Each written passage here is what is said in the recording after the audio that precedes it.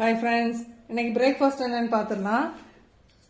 நல்ல சூப்பராக புசு புசுன்னு பூரி தான். இது வந்து வீட்டிலே ரெடி பண்ண சப்பாத்தி மாவு. உங்களுக்கு வந்து மல்டி கிரெயின்ஸ் மாவு ரெடி பண்ணி சேல்ஸ் பண்ணிட்டு இருக்கிறோம். அந்த மாவை வச்சு தான் இன்னைக்கு நான் வந்து பூரி போட்டிருக்கிறேன். இப்போ இது கூடவே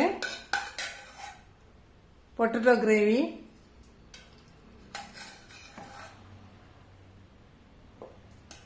அப்புறம் வந்து இதுக்கு சூப்பரான காம்போ வாட்டு ஒரு காஃபி போட்டிருக்கேன். நம்ம பாரம்பரிய முறையில் சுக்கு காஃபி எப்படி பண்றது அப்படின்னு சொல்லிட்டு நான் ஃபுல் வீடியோ கொடுத்துருக்கிறேன். இந்த காஃபி வந்து நம்ம ஃபர்ஸ்ட் மேக்சிமம் என்ன பண்ணோம் அப்படின்னு சொன்னா, இந்த பீரியட் டைம்ல வந்து குடிக்க மாட்டோம். ஆனா அந்த டைம்ல வந்து மேக்சிமம் அந்த பனை வெல்லம் கிடைக்கிறவங்க கண்டிப்பா ஒரு காஃபி வந்து ட்ரை பண்ணுங்க. நம்ம வயத்துல இருக்கிற வேஸ்ட் எல்லாமே வந்து அப்படியே வந்து இந்த பீரியட் ப்ளீடிங் ஆகிற டைம்ல வந்து வேஸ்ட் வந்து வயிற்றுல தங்காம அப்படியே வெளியாயிரும். அது வந்து கர்ப்பப்பைக்கு வந்து ரொம்ப நல்லது அப்படின்னு சொல்றாங்க. அதனால கண்டிப்பா மற்ற டைம்ல நீங்க குடிக்காட்டாலும் இந்த பீரியட் டைம்ல, ஆனா வந்து கொஞ்சம் ஃப்ளோ வந்து கொஞ்சம் கூட இருக்கும்.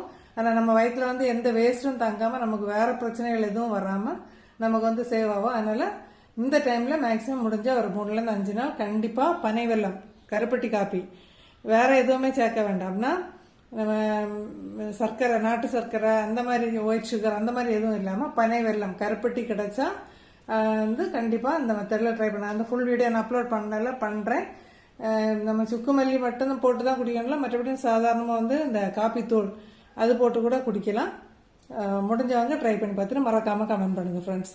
இந்த காப்பி தூள் மட்டும் போட்டு குடிக்கிறேன் அப்படின்னு சொன்னால், அது கருப்பட்டி வந்து போட்ட உடனேயே இருக்க குவான்டிட்டி தந்தாப்புல ஒரு 1/2 டீஸ்பூன் அல்லது 1 டீஸ்பூன் ஜீரகத்தை வந்து கையில் வச்சு நல்லா மசிச்சு, அப்படின்னா கொஞ்சம் ராவி மசிச்சுட்டு அந்த காப்பியில் போட்டு அந்த தூள் போட்டிருந்தாலும் ஜீரகம் சேர்த்து குடிச்சு பாருங்க, நல்லா இருக்கும். ட்ரை பண்ணி பார்த்துட்டு மறக்காம கமெண்ட் பண்ணுங்க. Okay friends.